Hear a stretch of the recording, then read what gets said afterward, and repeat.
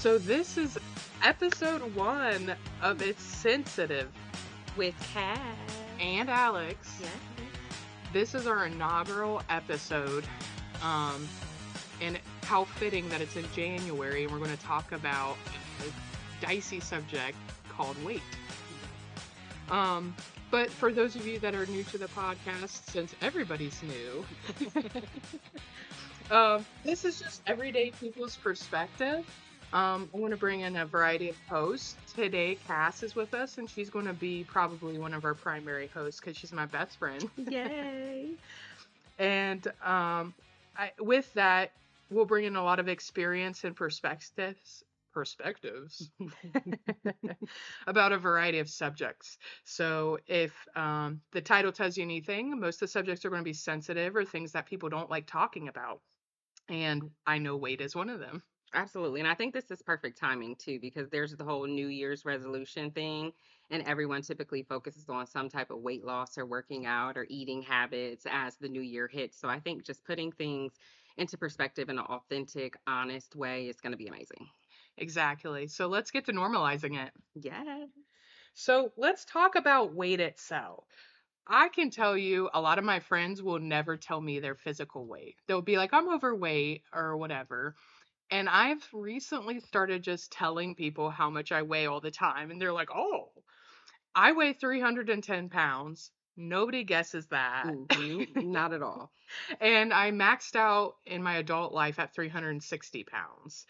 And so I think my lowest adult weight I know I was at was 280. So it wasn't, I've never been small. When you say adult, like what age? Would you say? It was honestly super recently, 2018. Okay. And which is insane. But I remember as a kid, I was just always overweight. And Yeah. I remember looking at that scale, I was never skinny. I think there's one picture in the world of me being skinny in middle school somehow. I was skinny when I was born. Well, I hope we all are, but is that why they call it baby fat? Maybe. I didn't lose mine.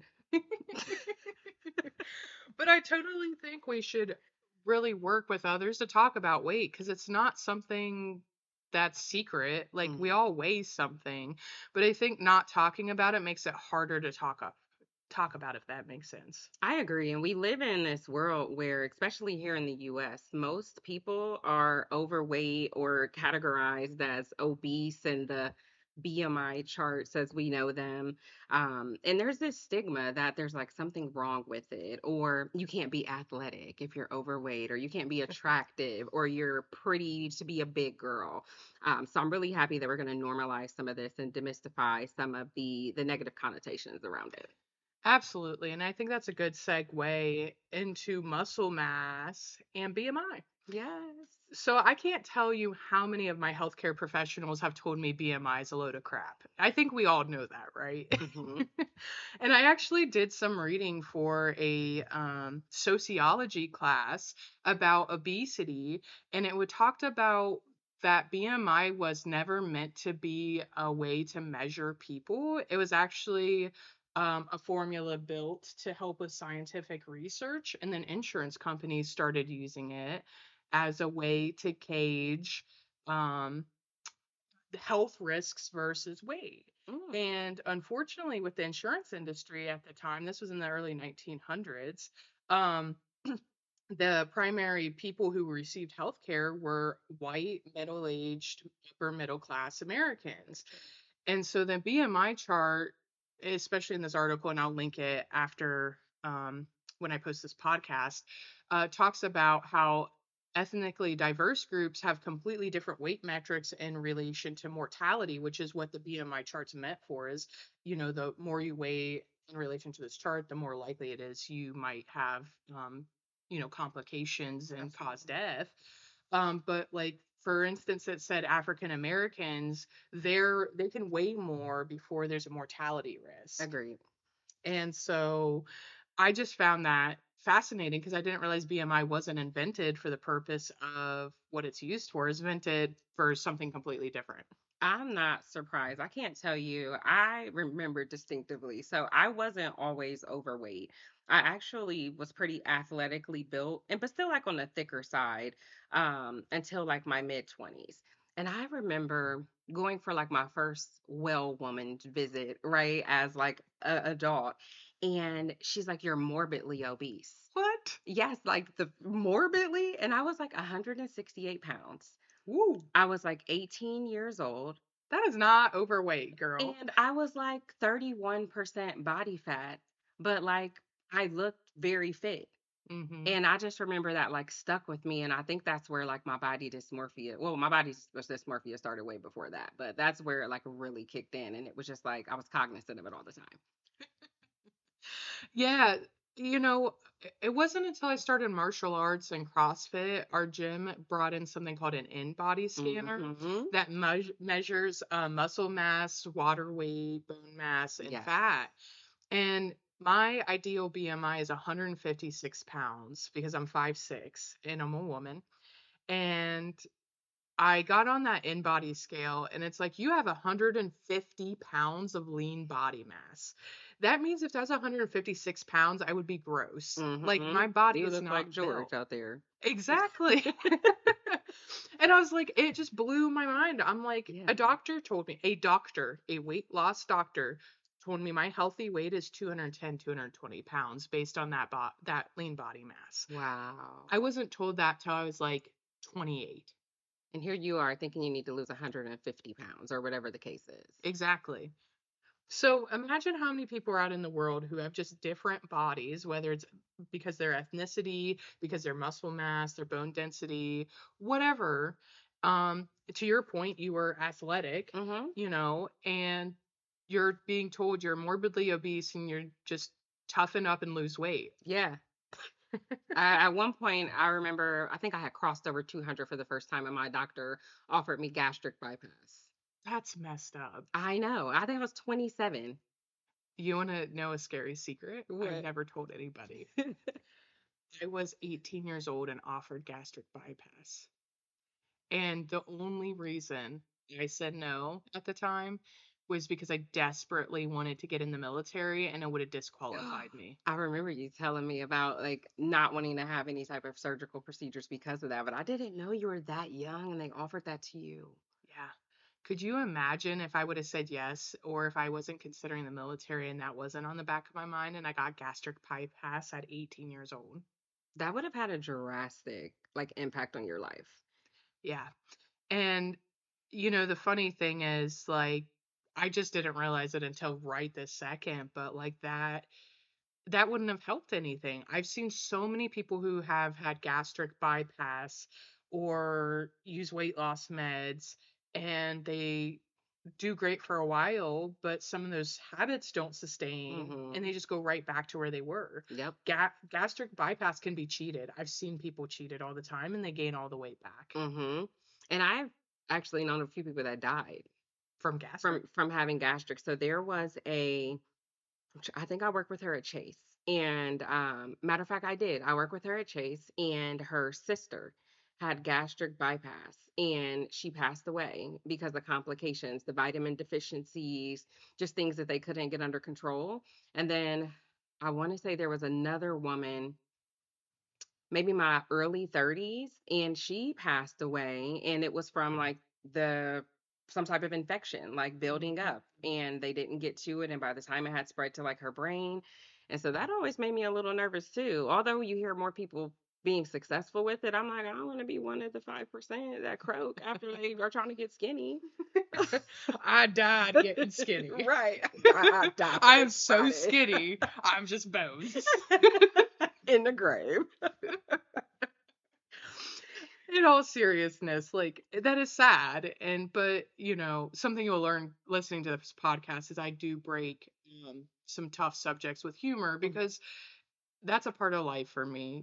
So if you hear us laughing or whatever, it's not because we're not taking it seriously, but it's because life is too serious sometimes. It is. And part of normalizing it is being able to talk about it in an everyday manner, and sometimes that's just humor. I agree. And sometimes it's you laugh to keep from crying. Sometimes shit gets really heavy. For sure. I can tell you this podcast will get extra heavy. Oh, just like my BMI. Well, talking about, muscle mass and BMI, we'll talk about weight loss meds in a moment because that's a hot topic. Oh yeah. But I think women especially are probably targeted more for things like gastric bypass, um, because they tend to be more overweight. They naturally have more body fat. Um, and I can't tell you how many times we've joked about like men will literally stop drinking soda and be like, I lost 50 Dude, pounds. literally. And like women stop drinking soda and they gain weight. And I feel like women, we have more of a tendency to be insecure about it. Hmm. And society pushes these standards on. They don't push these standards for men. Like men aren't supposed to look like this. But for us, it's constantly in front of our faces. Yeah. So I feel like they definitely target us because they know we're going to be the easier Yes. consumer. Oh yeah, I think a great example is dating sites. Back I, now it's more inclusive, but 10 years ago, they would have options like Husky for men, Hmm. but they didn't have anything for women. No. And Husky meant like you're a big dude, but like they didn't have like I don't know, what do you call big beautiful women? But even that's like a They call it negative. like plus size or curvy. Yeah, curvy. Yeah. Hmm. Yes. Yeah, they didn't have that stuff. So I'm like, normalizing weight has become more common recently, but Hmm. I think for women, it's been on a curve that's much later than it is for men. Yeah, 100%. And this is totally random, but speaking of dating sites, I watched this documentary once and it was about a young lady and I can't remember the preface behind it, but she went to like I think it was Tinder and was like, "I want all of the data that you have on me that you've collected." And it was like 800 pages Oh wow. of data, like how often she gets on, what level of attractive she is, Wow. if where they're going to present her at certain parts of the site, what makes her aroused. Like so, What? yes, like, and you can literally go and request this, and they have to give it to you. But I don't get on dating sites enough. Mine will be boring, but it'd be interesting to Well, like I don't know what arouses me, so maybe I need to ask Tinder. maybe ask them. You're going to get 7,000 pages. Oh, I didn't know that was an arousal. Oh, that makes more sense now. Yeah, you're gonna be. It's probably gonna be creepy because you're gonna be like, man, they really like track a lot of Mhm. information. So yeah, I I thought that think was interesting. I think that's a great um entry point though to fad diets, Hmm. because fad diets are all about tracking what people are doing and Marketing it in a way, yes. yes. I can't tell you how many times I've looked up like supplements or just like just something related to weight loss, and everything in my Facebook feed, social Hmm. media is all of a sudden every single diet you heard on the planet. Yep. And I will say, I feel like I've tried everything out there. If I could get my money back for everything that I spent $1 on trying to lose weight, I would buy a mansion. I swear to you, like I've keto, paleo, whole 30, intermittent fasting. Dude, the list goes on. I've tried it all. Vegetarian, vegan, faking, like Uh, everything. yeah, I mean, brand name diet programs. Like, I don't know if you remember Curves for Women. Yes. That was like a low intensity hit workout. And Hmm. I'll tell you, being 150 pounds, lean body mass, that stuff never worked for me. I needed No. hardcore CrossFit, but I Yes. didn't know that. You were just trying things out. Exactly. Jenny Craig or anything that you could think of. Weight Watchers, Oh, I forgot about Weight Watchers. yeah, which is just The calorie weight was counting. watching me, girl. Uh-huh. And I like literally I've joked about this between the fad diets that I've been trying since the age of 18, the physical therapy I've had to do about injuries I will talk about Oh my later. gosh. Um, all the personal trainers I've seen in my life. I probably should be out there marketing like personal training, weight loss for everybody because I have Physical so much. therapy. um, but yeah, it's just fad diets are the elephant in the room for everybody. Everybody Hmm. wants it's weight loss is hard. It's hard for Hmm. a lot of reasons. Um and what people don't talk about is like people are like, "Oh, well, fad diet's a quick fix." Well, why don't we talk about why we're looking for that quick fix in the first place, which is what we just talked about, that we're using these antiquated systems like BMI. We're Hmm. not acknowledging that people's bodies are different. we're targeting specific population like women who struggle with weight, and then you wonder why people want a quick fix like a fad diet. Hmm. Yeah, I agree. And I feel like for me, so I don't think I shared. So my highest weight was like 310 to 315. Mm, It was after injuries, which I know we're going to get to in a minute.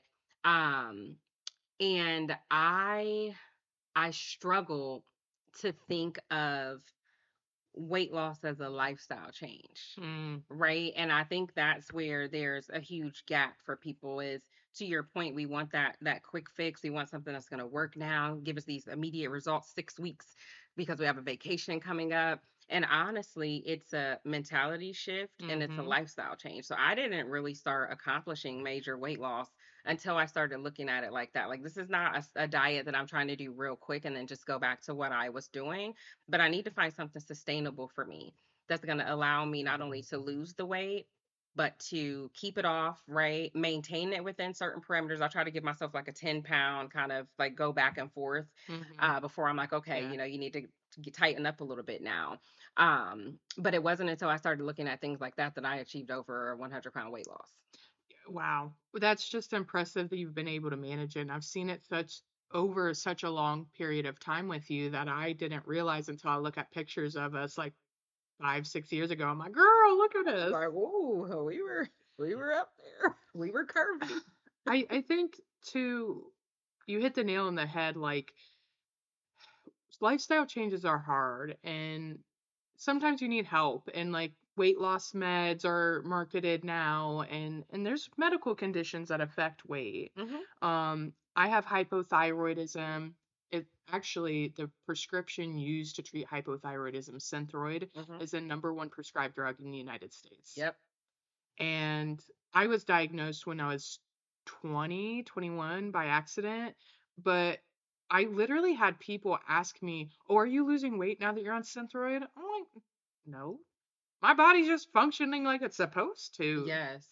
And it's not like a magic weight loss pill. I just could, for the first time in my life, actually lose weight if I tried. Whereas before, I was just tired constantly, and if I Mhm. tried to lose weight, I never lost weight. Yeah, absolutely. Well, we definitely connect on that. So I've had my entire thyroid removed. Yeah. And honestly, I didn't have crazy symptoms within my body. I just had like an Adam's apple because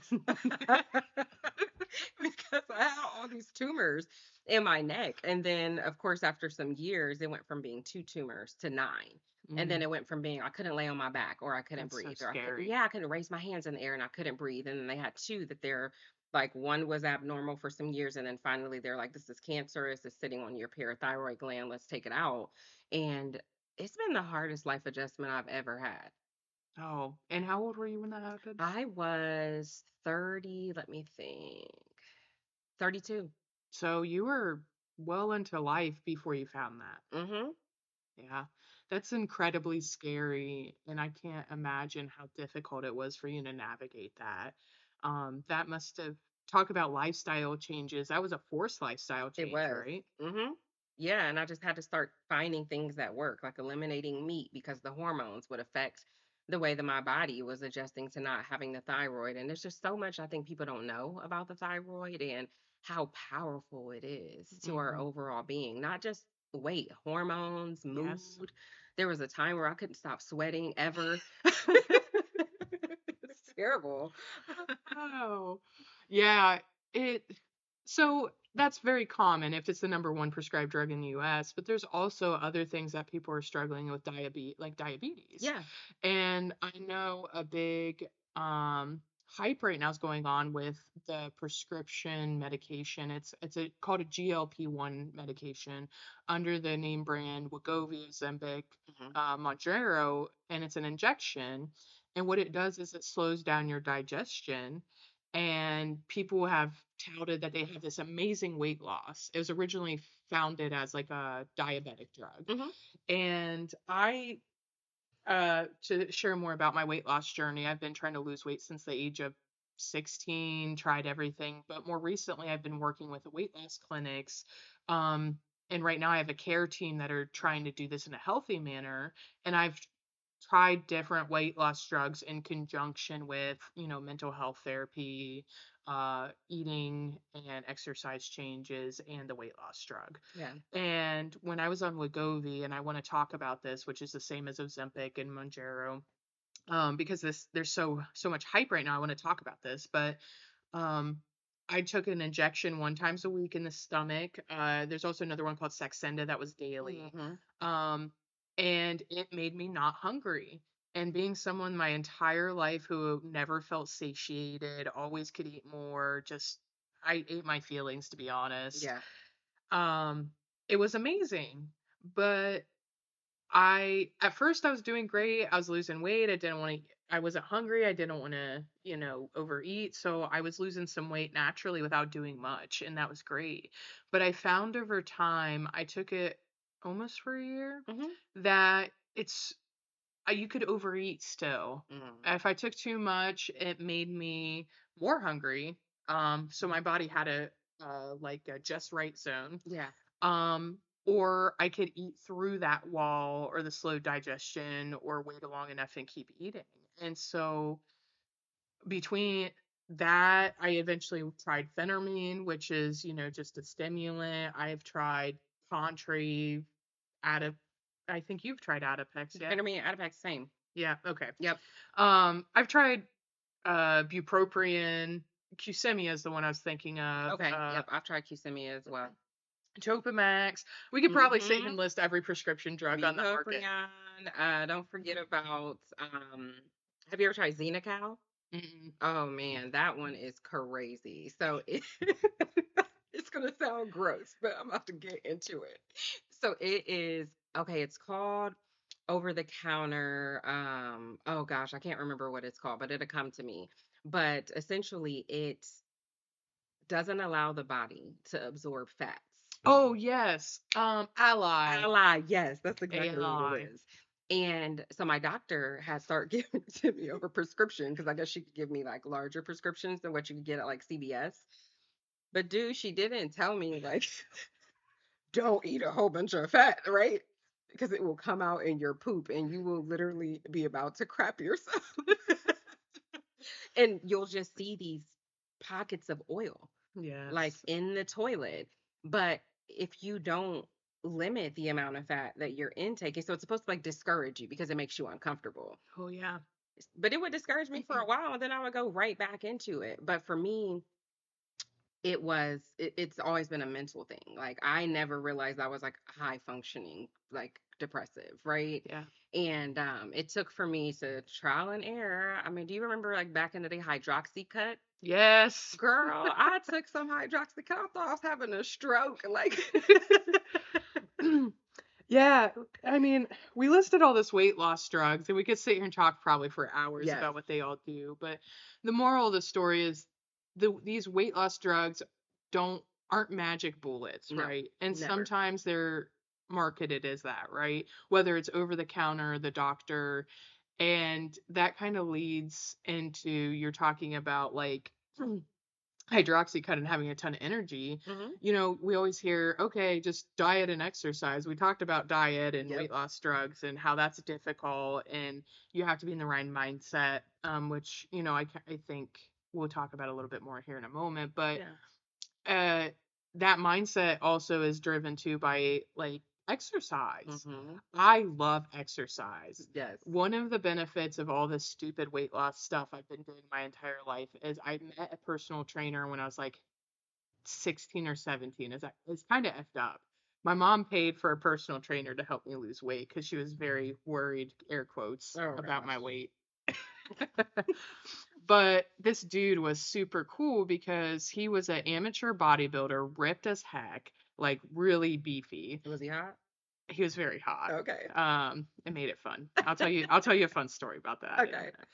minute. But when he started working with me, he wasn't talking about, okay, how do we lose weight and just get you down to small weight? He realized maybe after like the first 5 minutes of working with me that I was really strong. Hmm. And he was putting me on the weight machines and he's like, "Girl, you can like do some stuff with your legs." And when he would work with me, he focused on like muscle building and making me strong. And it made me, for the first time in my life, feel like I was more than just my weight, and my body was more than just like this crappy overweight thing. Yeah. And I felt empowered by my strength. I was like, oh, okay, I'm overweight, but I'm also strong. Yes. And we had talked about muscle mass earlier, and I never had thought about the fact that I'm also strong. And so, um, naturally, a lot of personal trainers and doctors will tell you, well, muscle actually burns more calories when you're building muscle because it takes more energy to build that muscle. And so they're actually like, weightlifting's better for you than just cardio alone because Hmm. your body needs that muscle and it will, take over that fat in a good way. Um, and so you don't have to be bulky per se or be ripped because that's a really hard image to get It to. is.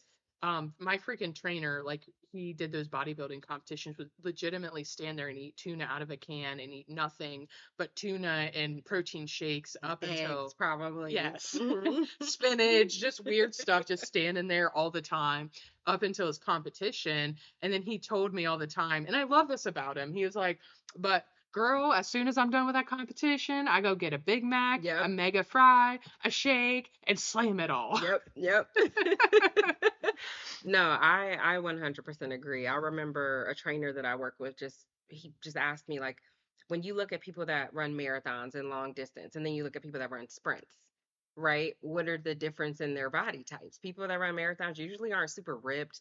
They don't usually have abs. They usually have a little bit more fat on their body, whereas people that run sprints, you see they're like ripped, they're muscular. And he said, the difference is those short, high intensity, either the way that they practice, the way that they work out, the way that they compete, that's what's going to put the muscle on you Hmm. and keep the muscle on Yeah. you. So nothing wrong with cardio, but you'll find that people that are Yes. runners, etc., they have more health problems Yeah. down the line than those that focus on building a little bit of muscle and being explosive.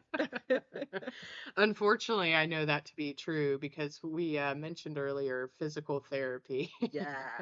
and injuries, Oh and you God. mentioned running. Yeah. What about running goes? Let's normalize it.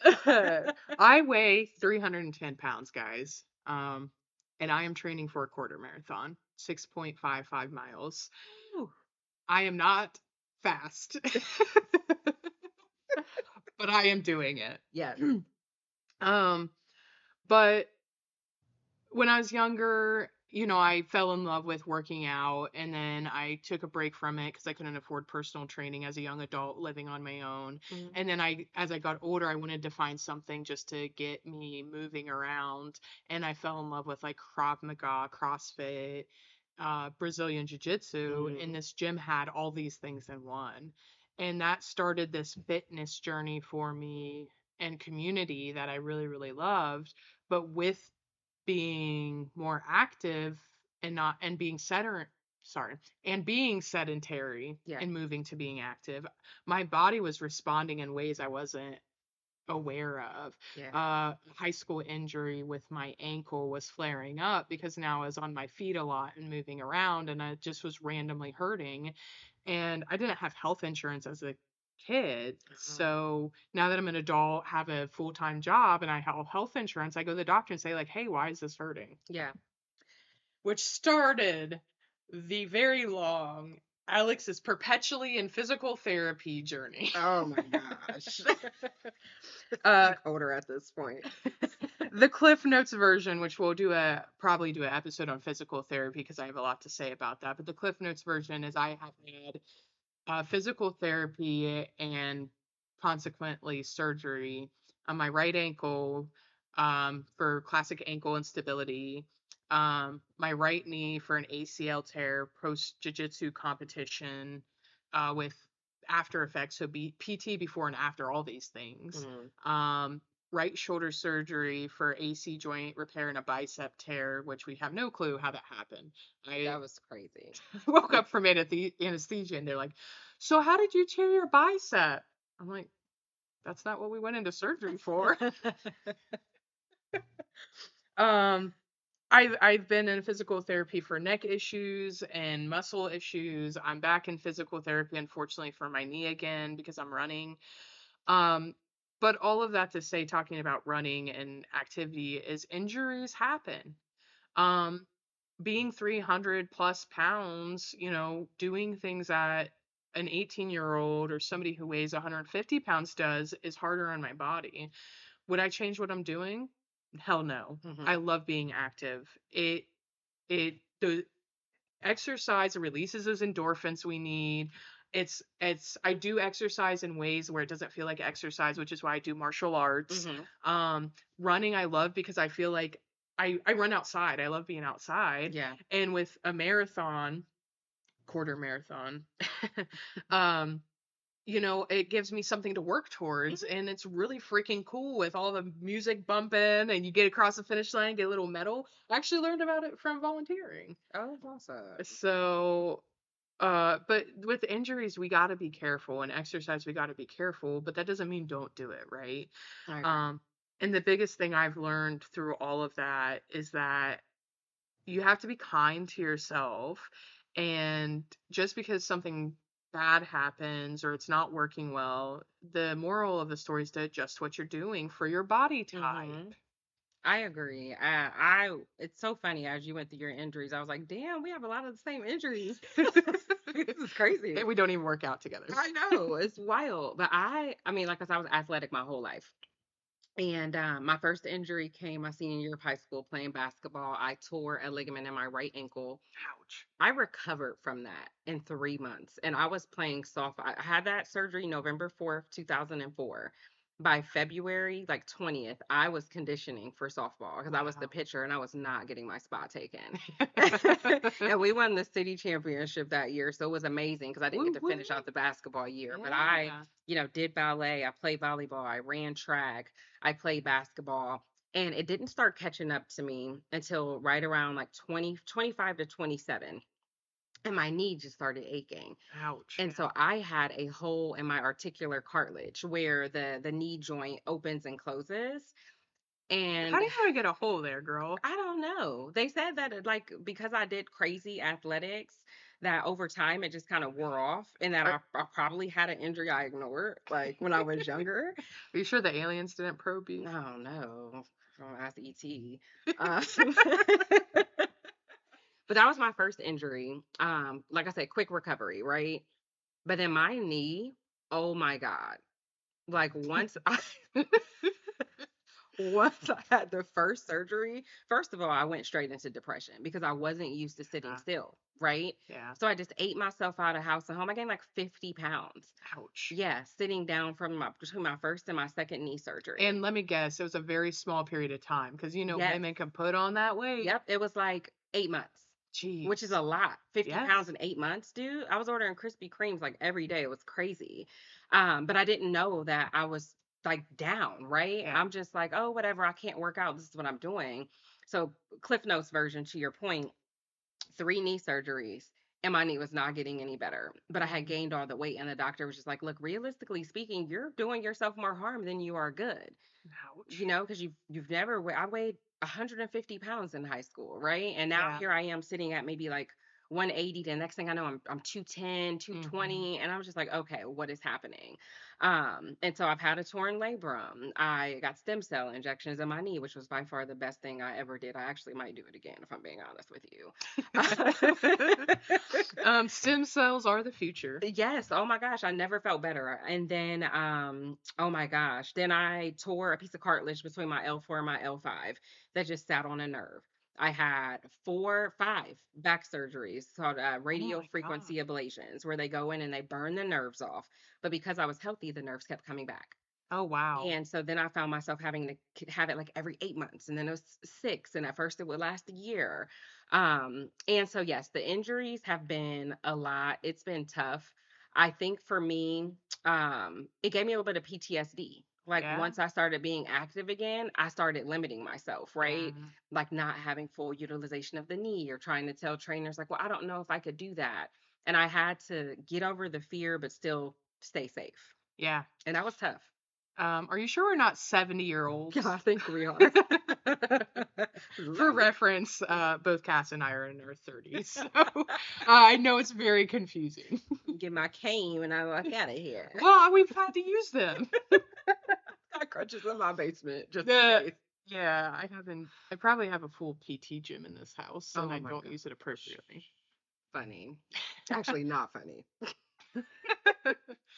But yeah, uh, the moral of that, I think, is no matter who you are, like, it's easy to get discouraged, whether it's because of fad diets and gaining and losing weight and yo-yoing, whether it's weight loss meds and it works great and then it doesn't, or you have a medical condition that makes it really, really hard to get through life. Yeah, People also don't talk about or normalize the fact that medical conditions are difficult to manage. they are. And we keep talking about like this similar point with mental health, same with injuries and exercise. So I'll tell a little secret here. Again. Oh, let's get into it. uh, my future significant other, the secrets of my life are now in a podcast, and you'll have to just listen to them all.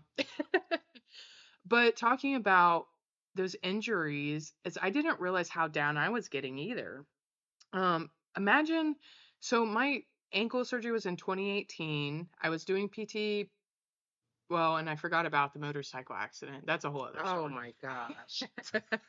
I was in PT in 2016 for a neck injury, and then in 2018, leading up to 2018 for the ankle, and then I tore my ACL in 2019, Hmm. and then in 2020 I had residual effects after COVID from being sedentary. So I was in PT practically for 5, 6 years straight, which meant my body physically was in pain for a very, very long Yeah. time. And um, I didn't realize how much that impacted my mental health until I did some reflecting um, internally this past couple years, working with some eating and behavioral health, mental health Hmm. therapists, and doing some work.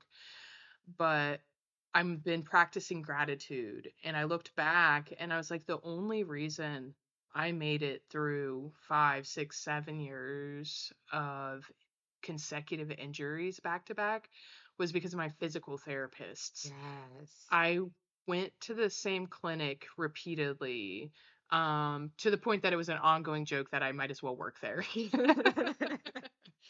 But the people in the clinic felt like family. Yeah. And the part of this that's a secret is that I recently wrote three of the therapists I saw the most frequently a gratitude letter. And I told them that, reflecting back, I realized how much their positive attitudes and them pushing me to show up on time, because girl, those 7 a.m. PT sessions, I would show up late Mm. for this one specific therapist all the time, to the point that you're only late for her. You show up on time for everybody Ooh. else. I got called out. But it made me actually want to get my ass out of, excuse my French, out of bed and show up on time because they were making fun of me for Yeah. it. But it was in a loving and caring way. And I'd ask them weird questions because I had all these issues, and we could shoot the shit about life. And some days, especially post surgery, when I was at home by myself, because I lived by myself for some of these surgeries, Yeah. they were the only interaction I had all day. And the only reason I'd get dressed because I was so depressed was because of them. Hmm. I didn't want to look like a slob and smell awful going and Right. seeing the Right. PT.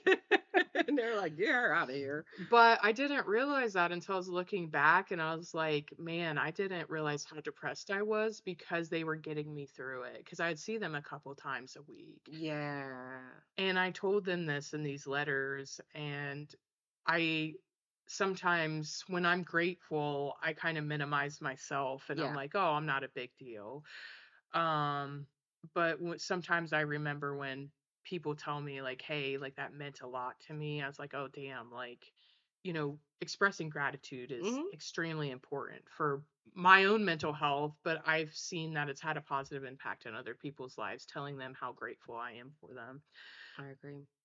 But with all that being said, if y'all haven't caught on the theme now, and I think our key point today is mental health has everything to do with weight and weight loss. 100%. And if I can piggyback off of the gratitude really quick, I think even having gratitude for oneself is Yes. something that is really hard to do, like practicing self love. So I've recently, Hmm. because we've been down so much, Oh, where hell yeah. like can't walk, right? Can't go to the bathroom, like whatever the case may be, like we've Yeah. experienced a lot of can't do.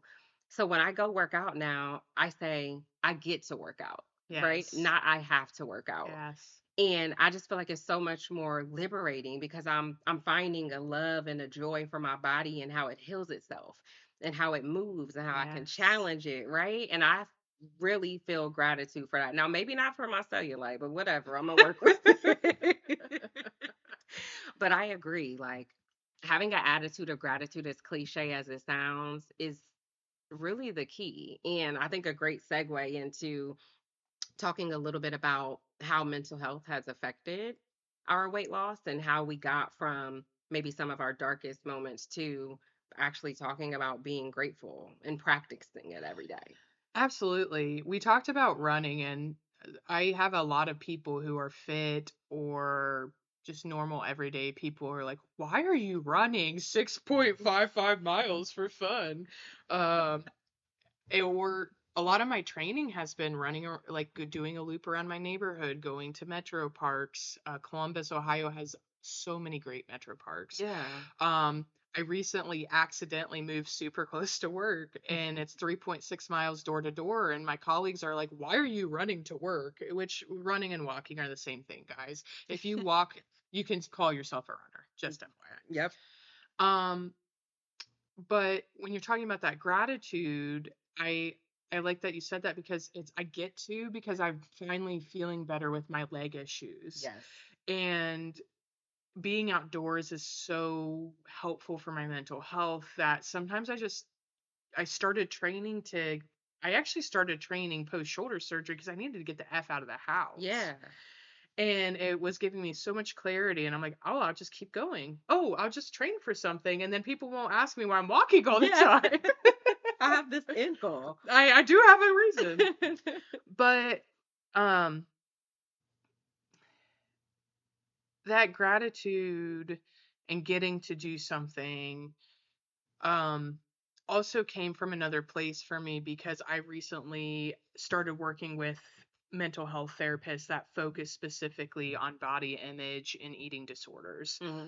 And initially we started talking about eating disorders, but very quickly it became about my life, post traumatic stress disorder, anxiety, depression, which all feed eating disorders. Yes. And even if you don't have an eating disorder, that mental health affects everything. Affects how you eat, Hmm. it affects how you exercise, it affects how you move. How you manage stress. Exactly. And oh, girl, that's a whole other episode. Stress causes cortisol reactions, and then you can't lose weight, by the way. Just Yep. FYI. We'll talk about stress. Oh yeah. But when I started working with these mental health professionals, right now the only thing I do for weight loss is I take bupropion, Hmm. which actually has a side effect of making you not hungry because of how it interacts with your mind, and doing mental health therapy to at least one time a week, sometimes two times a week, because that's what I need. Yeah.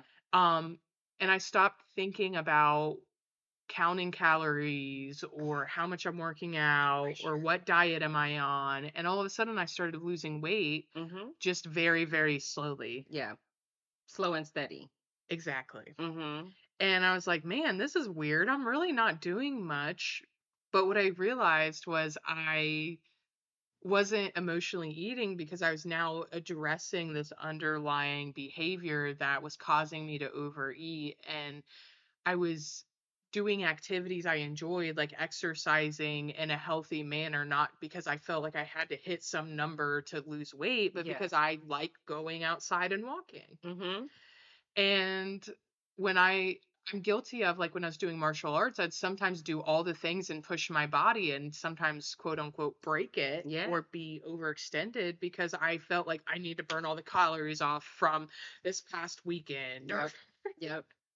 Yes. And I think one of the things that I lean into now is simple is effective, yes, right? Things do not have to be super complex. You don't have to, count your macros. And don't get me wrong, it works for some people. I'm not knocking it. But I think for the majority of working class people, we don't have time to do yes, all this crazy stuff, right? So if we keep it simple, we focus on the mental hmm part of the challenge when it comes to weight loss. And I'll share a story about where I made a connection. My body dysmorphia ran so deep. So like I said, I've always been like curvy. So I had like boobs and a big old booty at like 12 years old. And for me, it was like all the grown women around me made it seem like I was doing something wrong mm, just because that's how I developed. So it was, you can't go here, you can't do that. Oh, that grown man is asking you to come here in the mall. Something's wrong with you.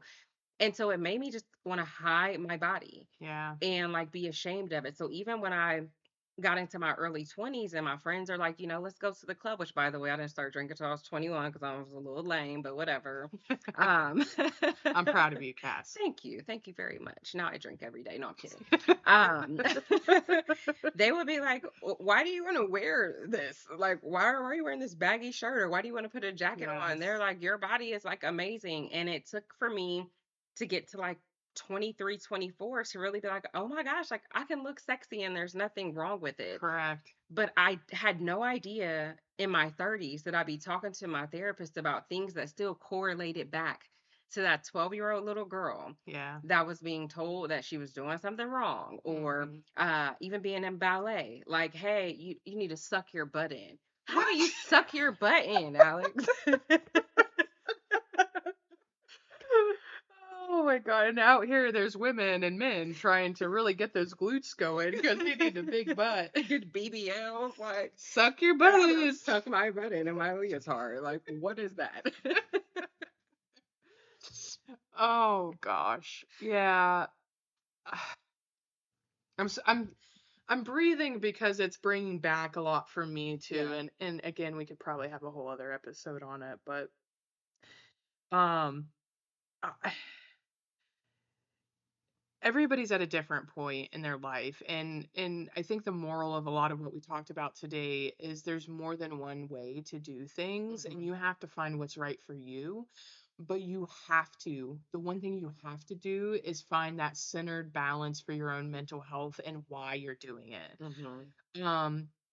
I recently um came out as bisexual. Whoop, whoop. And thank you.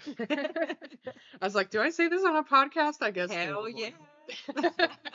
But you were talking about the baggy shirts and the clothes, and this is why this is relevant, is that I used to dress very masculine Hmm. because those were the only clothes that fit me.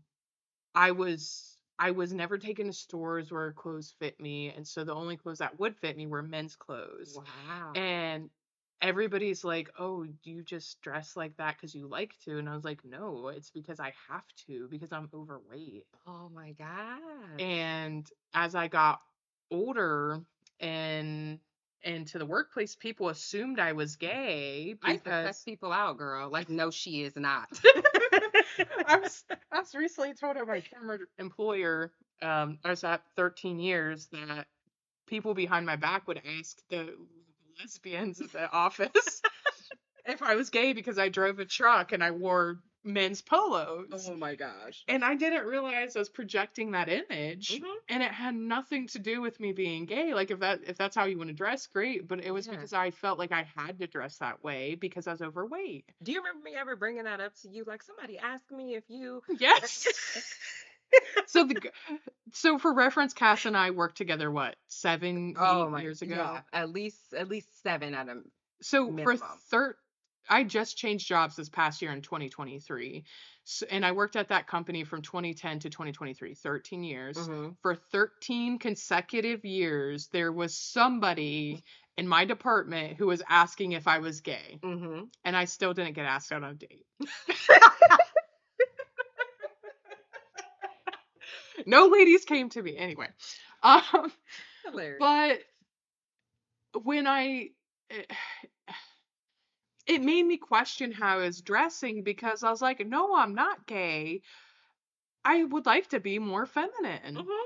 And I was like, well, how the F at 30 something do I dress more feminine? Because I've Right. been dressing this way my whole life. And so I started literally asking that question to my grown ass adult friends. Mhm. And I started wearing more feminine tops and finding, I almost said Shoes. restaurants, retailers, retailers that sell larger women's Yep. sizes like Lane Bryant and Torrid, or shoes that were more feminine Yep. and didn't break my ankle. Like, don't wear high heels. They're horrible for They're your health. terrible. They look great, but wear booties. um, but so I started asking even the lesbians, I'm like, how do I look more feminine? Because they're the ones who were willing to talk to me about it, because they were the ones kind of making fun of me in a loving way. Yeah. And I started dressing more feminine and kind of found my jive, which was more androgynous, like masculine, feminine, kind of edgy look. Yeah. I'm not hard to find on the internet, unfortunately. You could do both. Yeah. Um, but then I realized in this journey to like dress more feminine because that's how I identify, this was all driven off weight, but that's how I ended up coming out as bisexual because I started thinking about it more and having more conversations on my sexuality with people. Mhm. Um, I had two colleagues who were lesbians who sat across from me who constantly joked about me being lesbian and were like trying to convert me Oh my jokingly, goodness. which then brought it up in my therapist's office. And I later learned that that particular therapist identified as gay. And when I was having that conversation with her, she was just like looking at me like why are you bringing this up? And I was like, because I have people asking me all the time if I'm gay. And you know what resonates with me about that is I see this theme between the two of us where before we really started doing like the hardcore work as it pertains to mental health, there were parts of ourselves that we were suppressing, Yes. right? And I think that suppression and not being able to be your full self Yes. also contributes to just like holding on to this Yeah. crap, right? And not being able to fully release, including the weight, Yeah. right? Hell yes. Like I I think being your authentic self and finding what works for you is the most important about any weight loss journey. Mhm. For me, that's martial arts because I feel like I'm working out without thinking about working out, but that's not for everybody. For me, the weight loss drugs were great, but because I wasn't focusing on my deep core mental health, I wasn't working really well. But I know somebody who recently went through gastric bypass revision surgery because she did like the sleeve, and she's now at lower than her middle school weight because she did the work Mm. on her own mental health and her lifestyle before she had the surgery. But she's one of those like pinnacle, like that's the reason why you should have it, but she also had to do the work. Yeah, absolutely. And I think if anybody listening to this podcast today walks away with anything, is that we're asking you to normalize talking about weight Yes. and weight loss because that's what helps you find what's your authentic self is and what you would like to do to help make yourself more healthy and become yourself more fully. I agree. And I think it's important to note that it's okay to fail, Hell yes. right? If you try something and it doesn't work, that's okay. Like the trust the process saying is Yeah. some real stuff. Like you really do just have to trust the process. You have to commit. You have to be motivated. You have to be willing to do the work. And you have to find the lesson in that failure. Like Yes. we fail for reasons, but there's always something that we learn, right? Failure teaches us something along the way, whether it's okay, Cassandra, you too old to be doing CrossFit. Like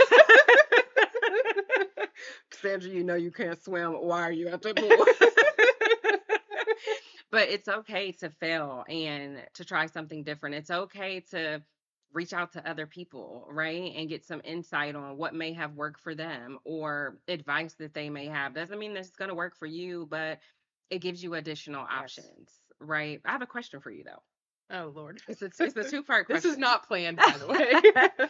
My first question for you is what will be like your biggest mental health takeaway as it pertains to weight loss that you've had? That's part one. I think see, this is not planned because I'm thinking. This is tough. I put you on the spot. I think I was denying that I had mental health issues for a very long time because it initially started because the military thing. Okay. But then I normalized just saying I'm fine, pull myself up by the bootstraps.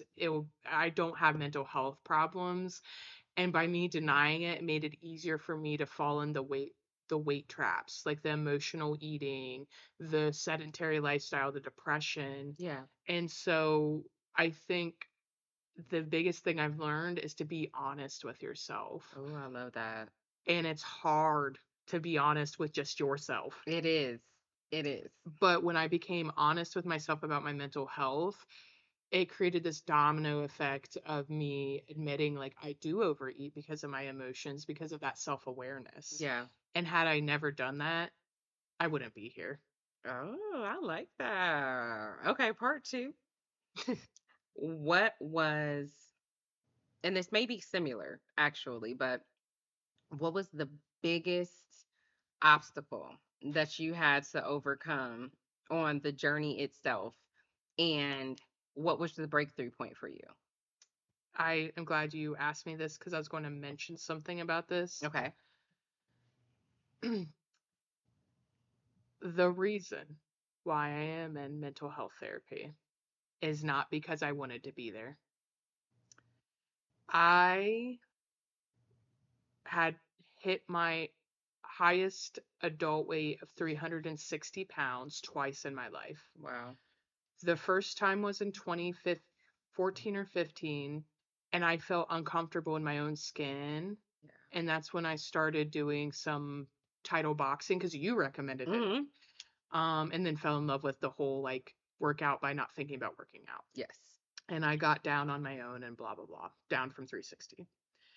I hit 360 again in 20 late 2019, early 2020, Ooh, right three before years ago. COVID. Yeah, Okay. because I had knee surgery right after that ankle surgery, Fucking knees. and I was devastated. I literally had I got back into jujitsu because I was excited Yeah. because I got to Yep. um work out, and I had knee surgery because I needed to, and I got super depressed, and I was overeating post surgery a lot. Yeah. I went from something I was in like 280 in 2018, in like May 2018. I Hmm. maintained that through the end of 2018. So like 2019, I was maybe less than 300. I went from 300 to 360 from August 2019 to the end of 2019. So in 4 months. Wow. And I felt uncomfortable in my skin again. And I'm like, I cannot live like this. Yeah. And imagine having knee surgery. They say something like for every 10 pounds, there's 4 times the amount of pressure Yep. on your knee. I feel So, it right now, hell yeah. being up in weight. Yeah. Imagine being post knee surgery and Oh adding my gosh. 60 more pounds on, I can relate. which is why I had to be in PT 3 times for my knee. Yeah. And so I, in 2020, started the weight loss program through a local healthcare system, Mhm. and they do a multi-pronged approach with mental health. Like they have a psychologist, exercise physiologist, doctors, to do it in the right way. Yeah. And they offer you options like medications. And over 2020 to 2022, 2. I had tried maybe 5 or 6 medications, every diet on the planet, was seeing these doctors constantly and made barely any progress. Wow. I maybe got down to 330, which my body really likes. And I was at a point where I was just stuck no matter what medication I took. And people had Wegovy being one of them that Hmm. has these miracle results. I had no miracle results. Wow. And that clinic had suggested to me several times, well, maybe you should try this one mental health clinic called Eating and Behavioral Health that specializes in eating. And I kept saying, no, no, no, no, no. And they kept offering mental health drugs. And I'm like, no, no, no, no, no. I'm not depressed. I don't have a problem. Hmm.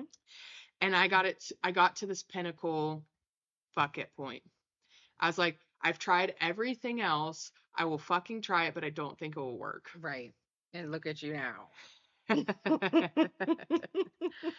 So for me, like that, getting into that very uncomfortable state of being a max weight, d- like going through every single thing I could think of and not making progress on weight loss, I was just at this like defeated point where I was like, I can't live like this anymore. Yeah. And I was pleasantly surprised, not immediately. It took probably 6 months to almost a year. Okay. Um, that when I started addressing the mental health, and I did take one mental health drug called bupropion, which is pretty easygoing when it Hmm. comes to mental health drugs, and I did the slow and steady work, that it worked. I'm just comfortably sitting at 300 and I don't count calories. Yeah. I don't I don't stress about what I'm eating. I'm eating far less just naturally, and I'm just still coming down. Girl, I'm proud of you, girl. I've watched the journey and I just really love the place that you're at today. Thank you. I Yes. appreciate Yes, it's inspiring. that. You are very inspiring yourself. I've loved the journey you've been on. Thank You are so athletic and very disciplined with your eating and your lifestyle. Um, I don't know how you do it. I'm too lazy sometimes to cook, which is also a thing. you. That's probably why I spend so much on DoorDash. But I appreciate you asking those questions. Absolutely. Um, yeah. One thought that I had when you were talking about some of the hard realizations that you had to come to is mine. And I think a lot of people share this. Mm. I have this like hunger to be perfect all the time, Mm. right? Like, Oh yes, amen. I had to be valedictorian. I had to have my 4.0s. I had to be captain of every squad that I was on, right? If I'm working in the department, I'm going to be the manager.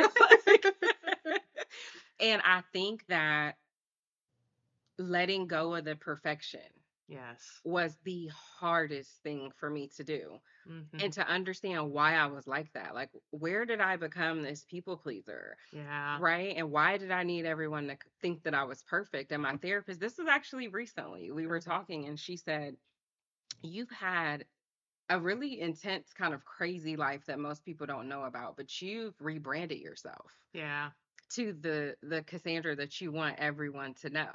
Yes. And you have that image to maintain for people, right? Yes. And if you don't know them and trust them, you're not going to let them know the Cassandra on the other side of this wall. The one that's on the podcast right now? Yeah, the one that's on the podcast right now. And so I had to get comfortable with like, okay, like I'm not perfect, right? There's someone smarter than me, there's someone better looking than me.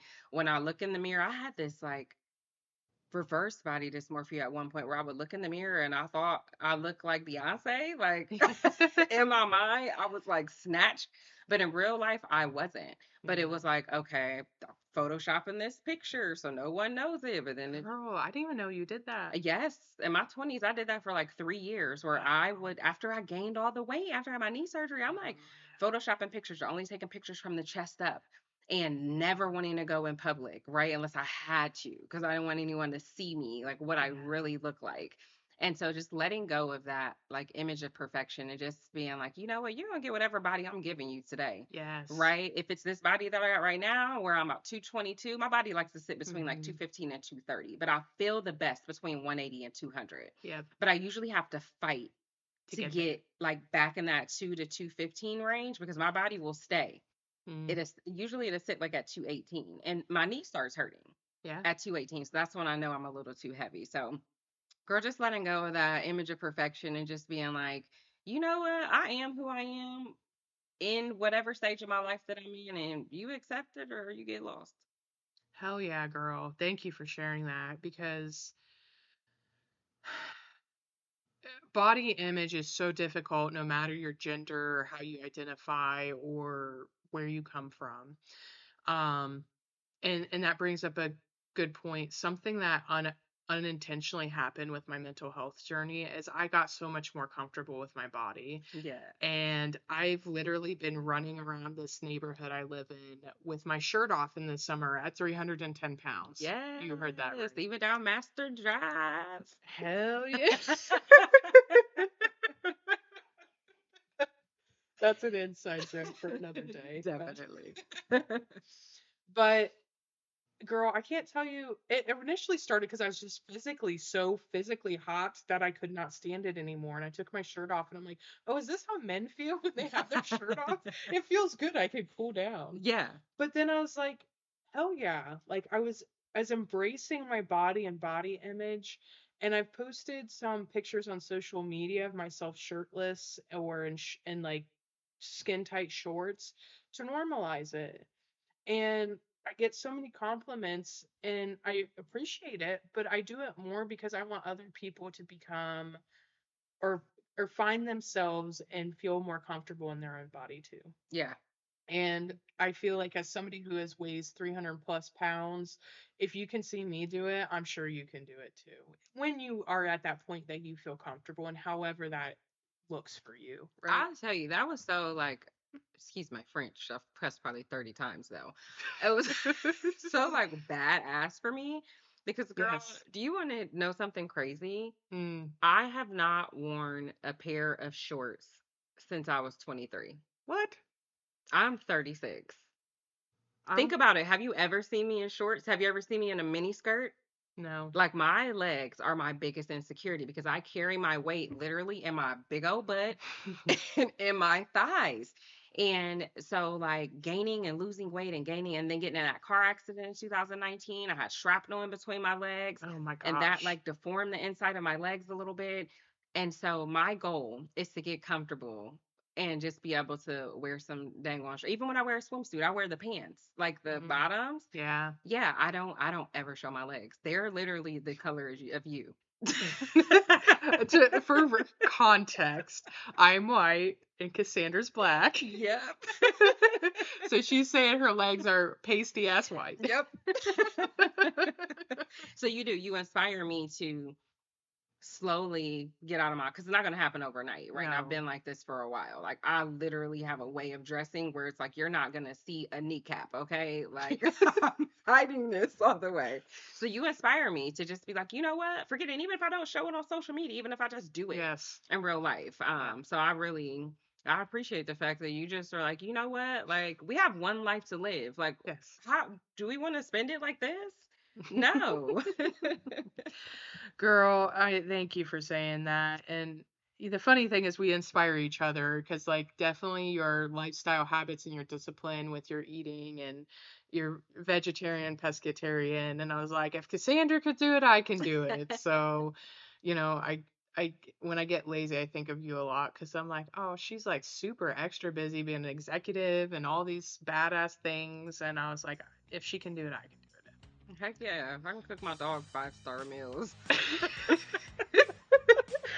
I think you said the other night you're like, I cook my dog 5-star meals and then like forget to cook for myself. Get out on DoorDash, like get some falafel.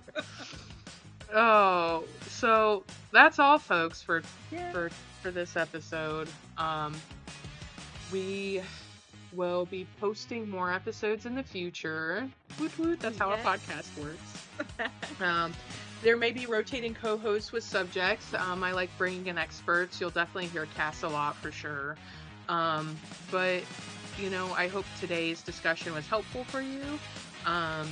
Take whatever you took from this episode and go normalize it. Yes. And you'll be hearing from Alex And Cass. here soon.